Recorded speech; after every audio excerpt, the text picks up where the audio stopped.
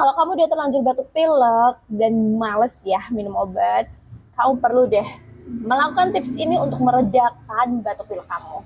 Simak sampai habis videonya. Kalau kamu suka, like dan bisa share ke teman-teman kamu.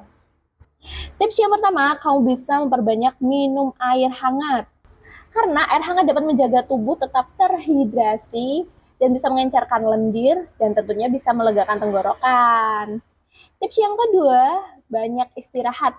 Tidur dan istirahat yang baik tentunya dapat memperkuat sistem imun sehingga bisa melawan infeksi. Tips yang ketiga, kamu bisa melakukan uap inhalasi. Dengan menghirup uap air panas yang dikasih minyak kayu putih, itu bisa melegakan hidung tersumbat dan tenggorokan kering. Tips yang keempat, minum madu. Karena dengan minum madu antara 1 sampai 2 sendok teh, itu bisa menenangkan tenggorokan dan mengurangi batuk.